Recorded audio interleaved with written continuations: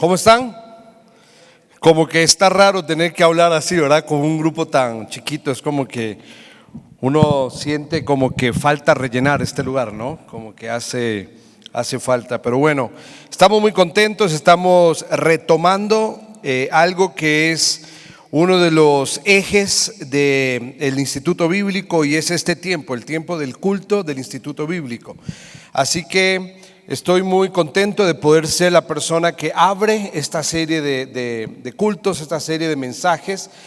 Solo para que ustedes sepan, y ahorita les voy a pedir un permiso a todos ustedes, este culto estaremos compartiéndolo en vivo con todos nuestros alumnos que están fuera de acá. Va a salir en la página de Palabra de Vida del Instituto Bíblico para que ustedes lo puedan compartir con todas las personas que gusten compartir. Cada semana vamos a estar mirando un tema diferente y vamos a comenzar una serie de estudios que va a llevar por temática general: creciendo en el Evangelio. ¿Sí? Dios nos ha dado por su gracia y su misericordia el Evangelio a cada uno de nosotros, pero eso no quita la responsabilidad de seguir creciendo en el ejercicio de nuestra fe. Así que quiero pedirles a ustedes, alumnos, un permiso de 2 minutos para referirme a las personas que están fuera de acá, para comentar algo que es lo que vamos a hacer. Bueno, quería primero hacer mención, darle la bienvenida a todos los que nos estén mirando a través de las redes, a través de la televisión, que va a estar siendo enviado todo esto a través de los diferentes canales del ministerio. Que estamos viviendo un tiempo especial, estamos viviendo una época donde nos ha de alguna manera desajustado todo el esquema natural que teníamos, pero hemos entendido que la voluntad de Dios es seguir adelante y seguir cumpliendo con la labor que Dios nos ha encomendado.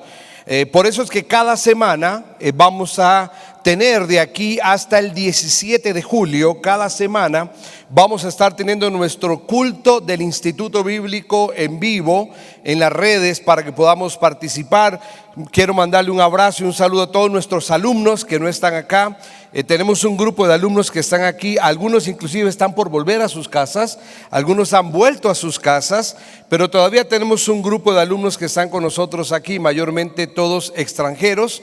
Pero mandarle un saludo a todos nuestros alumnos que están fuera de acá y están en sus casas tomando lo que hemos definido como clases a distancia. Terminar nuestro instituto bíblico a través de la modalidad en línea, modalidad a distancia. Y también decirles que estaremos enviando unos comunicados en estos días de ciertas decisiones que hemos tomado con relación a lo que va a ser nuestro verano y también lo que va a ser el inicio del próximo año del Instituto Bíblico. Así que estén pendientes a las redes, estén pendientes a los comunicados, porque estaremos dando a conocer todas las decisiones que estaremos tomando de aquí en más con relación a los desafíos que vienen por delante. Estamos muy contentos de poder retomar este tiempo del culto del Instituto Bíblico, y ahora sí, vamos a entrar en materia. ¿Traen Biblia? ¿Sí? Espero que sí. Están en un instituto bíblico, no puede ser que vengan al culto sin Biblia, o si no la traen, enciéndanla, ¿sí? Vamos a ir a Primera de Pedro, vamos a estar en Primera de Pedro y vamos a comenzar una serie de contenidos que tiene que ver con la temática general de seguir creciendo o creciendo en nuestra salvación. Y hoy vamos a mirar unos breves versículos en Primera de Pedro capítulo 1, versículo 3 al 9. Esos son los versículos que vamos a mirar hoy, y vamos a tomar unos breves minutos para poder considerar el consejo de Dios a través del gran apóstol Pedro con relación a un tema vital. Y sabes, me llamó poderosamente la atención que meditando en esta porción, en este contenido, me hizo un paralelo muy firme, muy claro con relación a lo que estamos viviendo ahora. Hay que mirar un poquito del contexto muy breve para entender lo que quiero decir. Lo que voy a hablar hoy tiene que ver con 2 consejos del apóstol Pedro.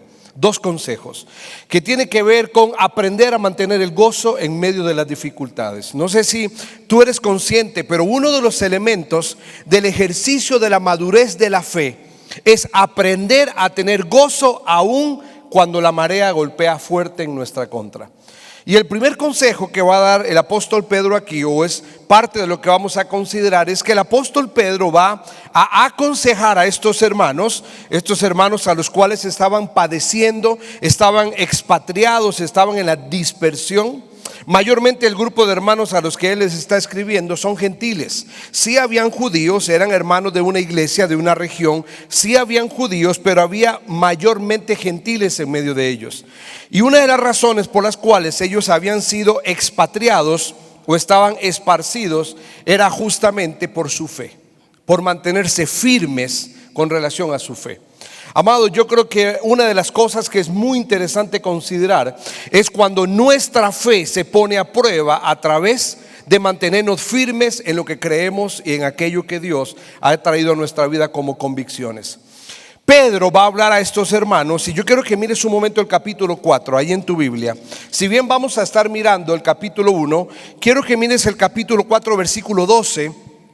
Capítulo 4 versículo 12 nos va a decir cuál es el concepto central o el esquema central de la carta, que es lo que Pedro va a entender que ellos estaban padeciendo. Mira el versículo 12, dice: amados, está Pedro hablándole a estos hermanos con un corazón pastoral, un corazón de amor, un corazón de preocupación, un corazón de un interés genuino por ellos. Y les dice: amados, no se sorprendan del fuego de prueba que os ha sobrevenido, como que si alguna cosa extraña aconteciese. Volvamos al capítulo 1.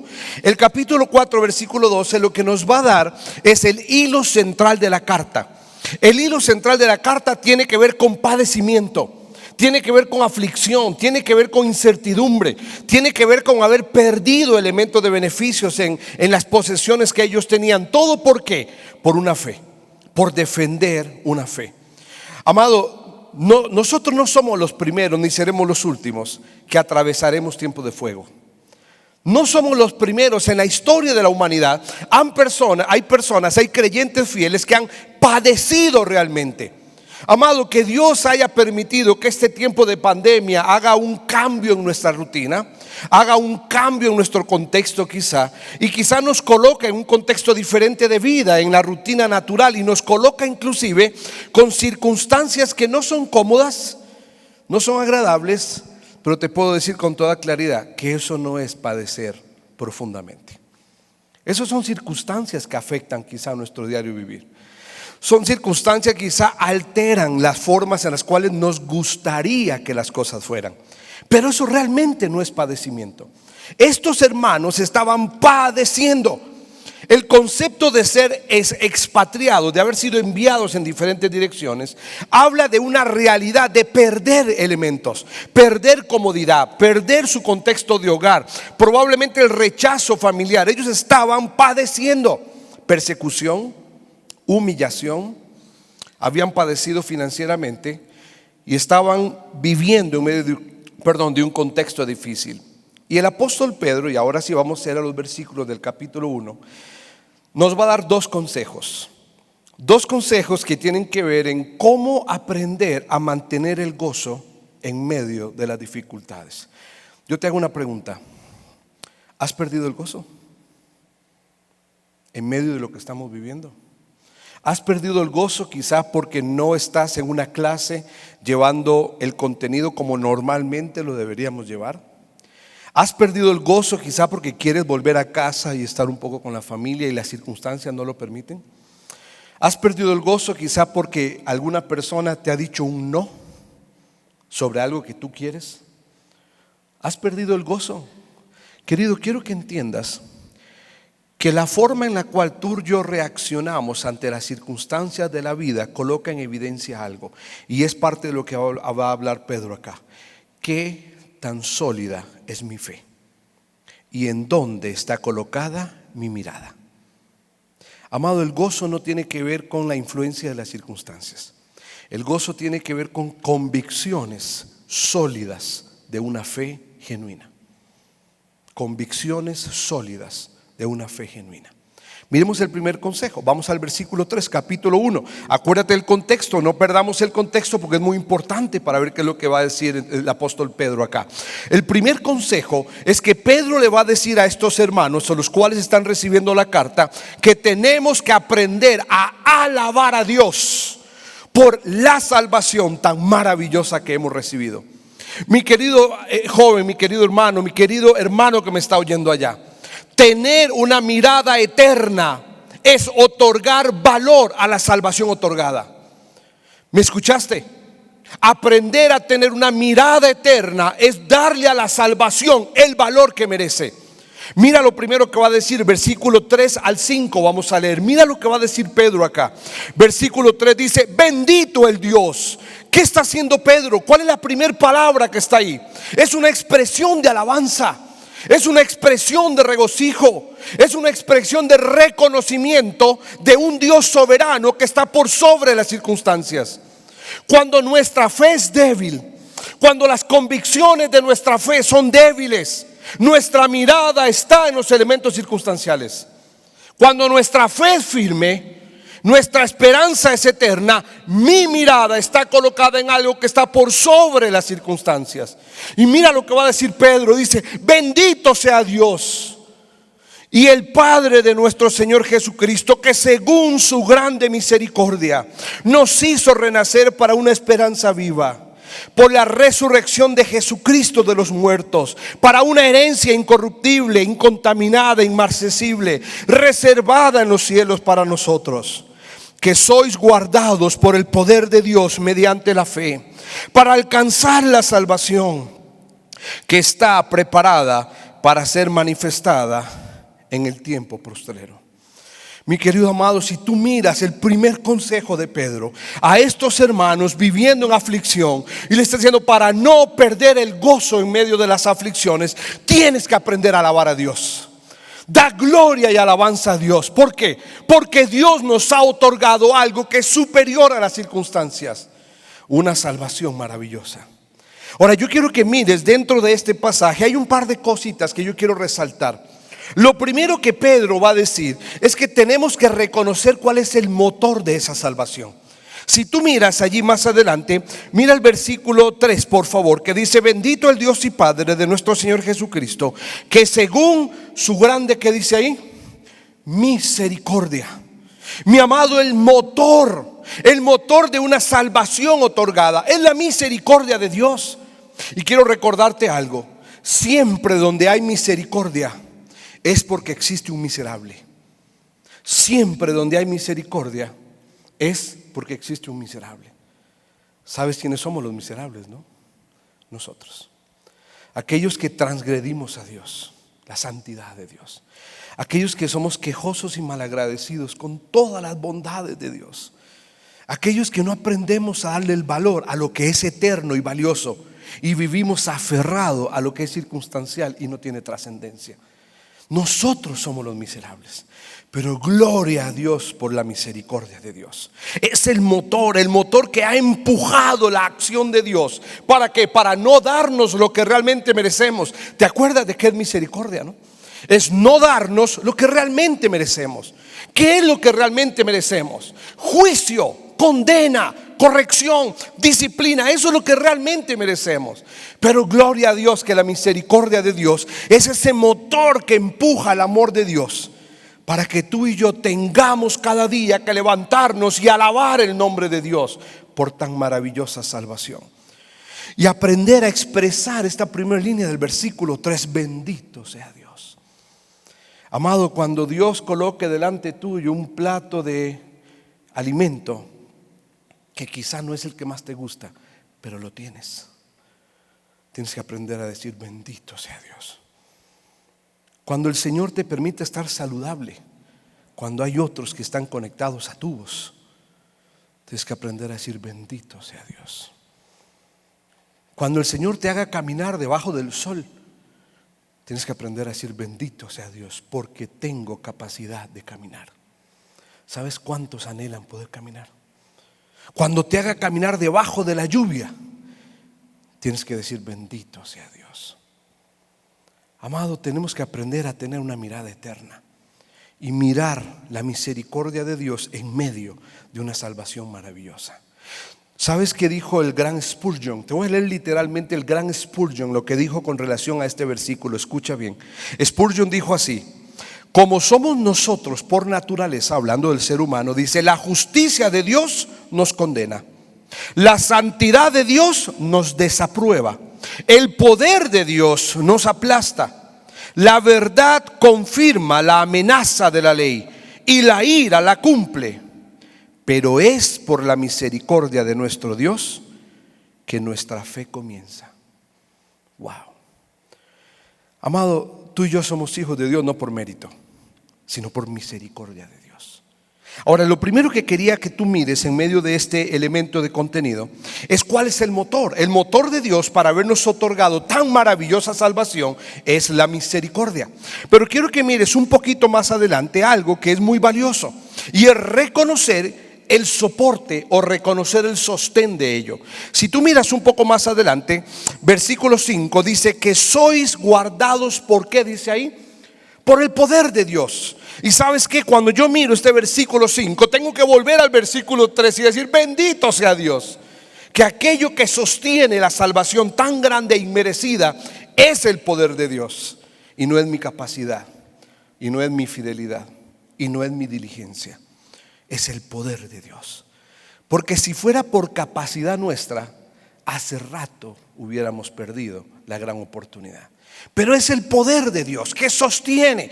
Y ese poder de Dios, que es el que sostiene esta promesa de fidelidad de parte de Dios, de que a través de un acto de misericordia tú y yo somos salvos por gracia. Hay un elemento hermoso que dice ahí el pasaje que tenemos, no podemos pasarle por arriba. Mira el versículo 4, dice: para, hay un propósito. ¿Te acuerdas? Cada vez que aparece un para.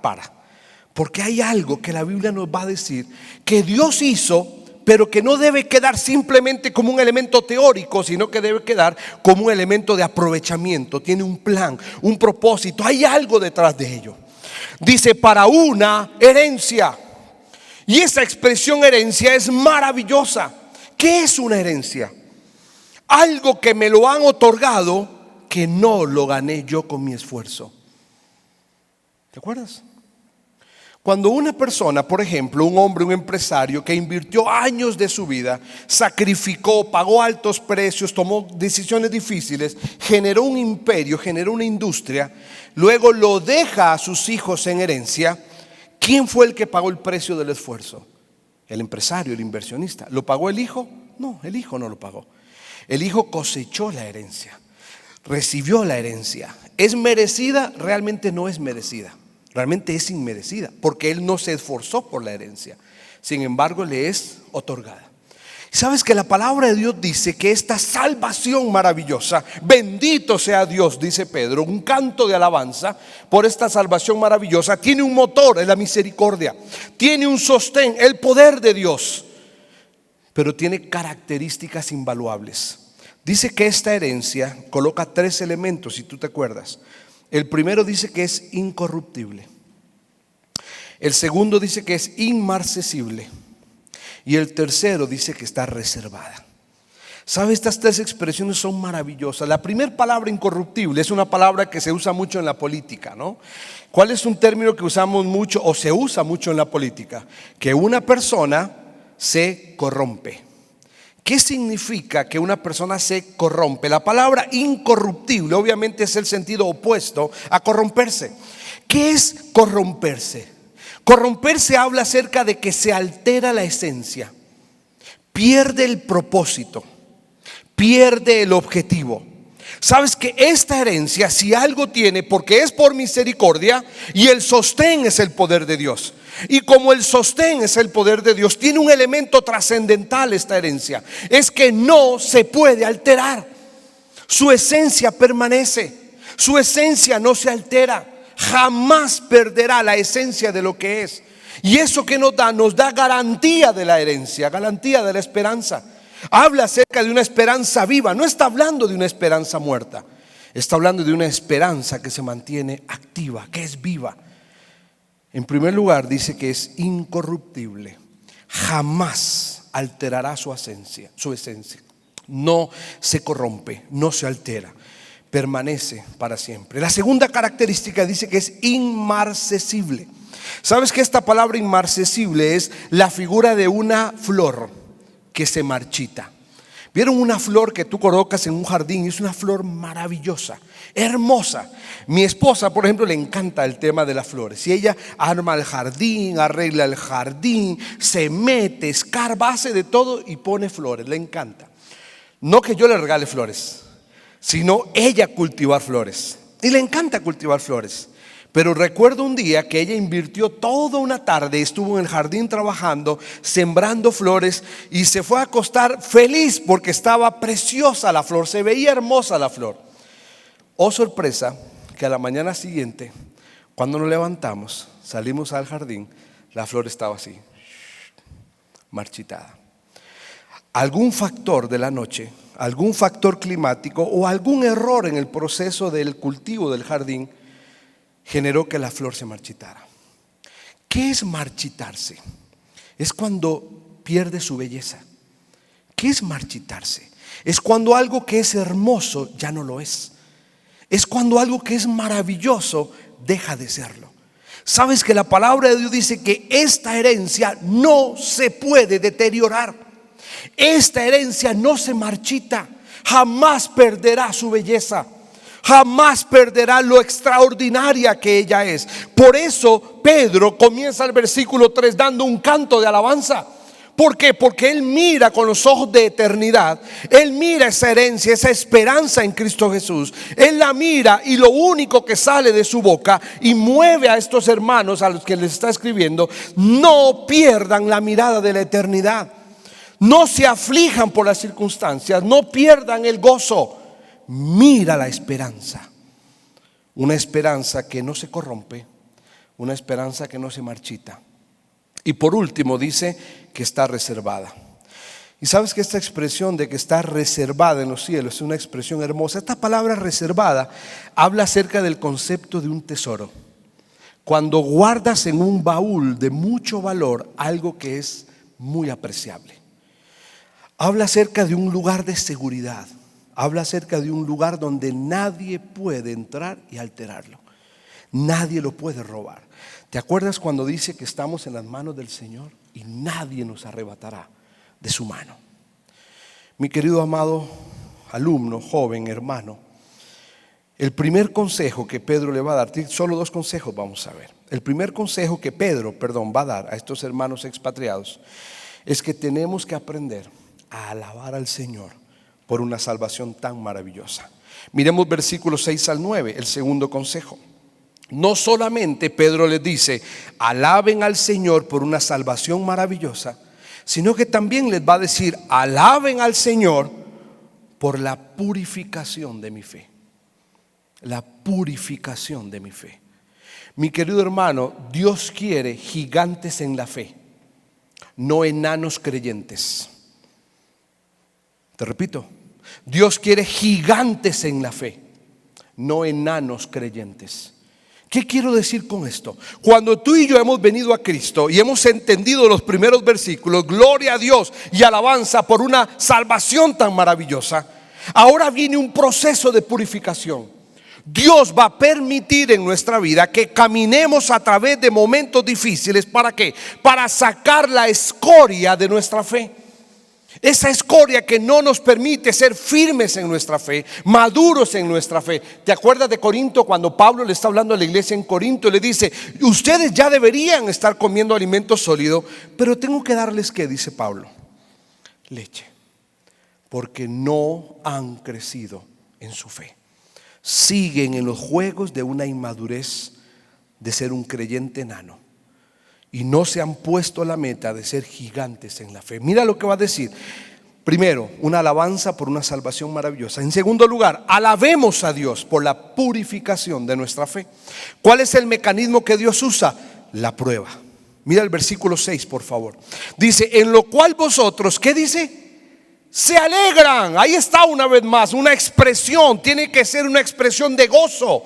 ¿Por qué la prueba debe moverme al gozo? Porque Dios está obrando en mi vida. Dios está formando a Cristo en mi vida. Mi querido amado, si Cristo padeció, ¿quiénes somos tú y yo para exonerarnos de atravesar momentos difíciles? Si mi Redentor padeció, ¿quién soy yo para pretender no tener que padecer? Mira el versículo. Verso 6, en lo cual vosotros os alegráis, aunque ahora por un poco de tiempo, y si es necesario, dice ahí Pedro, tengas que ser afligido a través de diversas pruebas. Verso 7, Propósito, verso 7, propósito, para que cuando mi fe sea sometida a prueba, dice, sea más preciosa que el oro, el cual, aunque es perecedero, se prueba con fuego. Sea hallada el propósito final del ejercicio de la prueba en mi fe, para ser hallado en alabanza, gloria, honra, cuando Cristo sea manifestado. A quien amáis sin haberle visto, en quien creyendo, aunque ahora no lo veáis, os alegráis con un gozo inefable y glorioso, obteniendo el fin de vuestra fe, que es la salvación de vuestras almas. Amado, en estos 5 minutos que me quedan, solo quiero que miremos lo valioso que es que Dios ponga en un proceso de purificación nuestra fe. Mi querido alumno, mi querido hermano, no existe forma de que mi fe madure si no es puesta bajo fuego. No hay otro mecanismo. Si tú vas a la palabra de Dios, vamos a encontrar en diferentes porciones. Una la tenemos acá en Pedro, otra la tenemos en Santiago. ¿Se acuerdan los alumnos de primero? Hablamos un poquito de esto en la materia del panorama de Santiago. ¿Cuál es el mecanismo que Dios usa para que mi fe madure? La prueba. Cuando Dios toma mi vida, toma mi debilidad espiritual, cuando toma mi debilidad de fe, cuando toma mi inestabilidad en mis convicciones, y Él los pone bajo prueba, los hace caminar bajo momentos de dificultad, donde Él nos sostiene. Acuérdate, el poder de Dios es el sostén de mi vida. Pero cuando yo aprendo a tener esta mirada eterna, yo entiendo que Dios está formando a Cristo en mí. ¿Qué hace el fuego con el oro? Creo que tú lo sabes perfectamente. ¿Qué hace el fuego con el oro? Lo purifica. El oro lo que hace es poner el fuego, es tomar el oro, colocarlo bajo un elemento de presión, bajo un elemento de arder, para arrancar las impurezas de una perla preciosa como es el oro. Ahora Pedro aclara algo. Hace un contraste entre lo que es la durabilidad del oro y la durabilidad de la fe. Si tú miras, dice ahí versículo 7, dice que nuestra fe es más preciosa que el oro, y este oro, aunque es perecedero, cumple un propósito, se usa por un lapso de tiempo y después ¿qué? Deja de valer. Es perecedero, cumple un plan. Aunque el oro es perecedero, dice, para purificarlo es puesto bajo fuego. ¿Cuánto más, es lo que está diciendo Pedro, debe ser puesta bajo fuego mi fe? ¿Cuánto más? Porque mi fe no es perecedera. Mi fe es eterna en Cristo Jesús. Y mira que ahí va a decir 2 conceptos que son los que yo quiero resaltar para aterrizar. Lo primero es que va a decir en el versículo 7, anda al versículo 7 por favor. Versículo 6 al final. Dice, si es necesario, tengamos que ser afligidos. Esta palabra afligidos es la misma palabra que va a usar Santiago con el concepto del upomone. Tiene que ver con colocar elementos de gran peso sobre nuestra espalda. Permitir que situaciones en el andar de nuestra vida, permitir que elementos que Dios va a traer a nuestra vida nos coloquen bajo un contexto de presión, un contexto de examinación. ¿Te acuerdas? Es el concepto de el laboratorio de la fe del creyente. Y a mí me encanta pensar en que la prueba es el laboratorio de la fe del creyente. ¿Qué hace un laboratorio? Busca identificar lo verdadero. ¿Qué está pasando ahora con la bendita vacuna del coronavirus? ¿Qué están haciendo un montón de científicos alrededor del mundo? Examinan, experimentan, se meten, ponen a prueba. ¿Para qué? Para encontrar ¿qué? Una solución, una respuesta a una realidad que estamos viviendo. Cuando Dios toma mi fe y la coloca, y usa la segunda expresión que me encanta, es diversas, ¿viste ahí la expresión? Diversas pruebas. Y esa palabra diversas es la misma que va a usar en Santiago. Es la palabra griega para definir multicolores. Habla acerca de una variedad inagotable. ¿Qué va a usar Dios para poner nuestra fe a prueba? Lo que Él quiera, de la forma que Él quiera, el tiempo que Él quiera y el mecanismo que Él quiera. Porque su cartilla de opciones es diversa, es multicolor, es inagotable. Y entonces Dios va a diseñar para ti y para mí una prueba específica con nombre y apellido. Esta es la prueba que necesita Roy. Esta es la prueba que necesita David. No necesariamente serán la misma. Es más, la pandemia podría ser una prueba general, ¿sí? Podría ser, pero no es la misma forma como yo la encaro que quizá como tú la encaras. Entonces Dios va a usar la pandemia de diferente forma para ver cómo tú la encaras o cómo yo la encaro. Y eso va a hacer que Dios obre en mi fe. Qué tan firme y sólida es mi fe. Entonces dice el Señor ahí que Él va a usar el mecanismo que Él quiera, es diverso. ¿Para qué? Para traer este ejercicio de prueba a mi vida, este ejercicio de presión a mi vida. ¿Pero por qué? Porque Dios es un titiritero que quiere jugar con el ejercicio de la fe del creyente para nada. Porque tiene un propósito, amado, en tu vida y en mi vida. Míralo más adelante, por favor. Versículo 7, al final. ¿Para qué? Para que cuando la prueba se termine, y el proceso final de la prueba será cuando estemos en gloria con el Señor, en esta esperanza eterna, inmarcesible, incorruptible, reservada. Cuando estemos allí en gloria con Él, será el elemento final de cualquier ejercicio de prueba.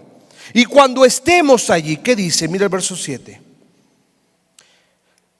Sea hallada en alabanza, gloria y honra cuando Cristo sea manifestado. Amado, Dios no va a traer la prueba a nuestra vida como un acto de diversión. Dios trae la prueba a nuestra vida como una estrategia de madurez. El mecanismo que Dios usa para que tú y yo maduremos en nuestra fe es el ejercicio de la prueba. Entonces, para terminar, ¿cuáles son los dos consejos de Pedro? Una iglesia mayormente rodeada de gentiles que habían sido expatriados, estaban padeciendo, estaban sufriendo. Y Pedro les va a decir: no pierdan el gozo en medio de las dificultades. Y te voy a dar dos consejos, le va a decir Pedro. El primer consejo: deja de quejarte y alaba a Dios por una salvación tan maravillosa. ¿Cuál es el segundo consejo que le va a dar Pedro a estos hermanos? Entiende que la prueba tiene un propósito: formar a Cristo en nosotros y hacer que nuestra fe madure. Y el consejo de Pedro es: deja de quejarte por los momentos difíciles, alaba a Dios porque la prueba está trayendo madurez a tu fe. Amado, esto es imposible si nosotros no tenemos una mirada eterna y entendemos que todo esto que vivimos es totalmente circunstancial, pero hay algo que va más allá de eso y tiene que ver con esta herencia incorruptible, esta esperanza viva que está guardada en Cristo Jesús para cada uno de nosotros. Amado, que el Señor use su palabra en estos cultos de cada semana para seguir fortaleciendo nuestra fe. No permitas que estas circunstancias que estamos viviendo te roben el gozo. Aprende a tener gozo por sobre las circunstancias, con una mirada eterna. Vamos a orar. Padre, en esta mañana te alabamos. Gracias, Señor, por el consejo de Pedro. Señor, tenemos una salvación tan preciosa y tu consejo, Señor, a través de este gran siervo, del gran apóstol Pedro, Señor, es que nuestro gozo permanezca vivo, permanezca siempre fresco. Pero, Señor, necesitamos una mirada eterna.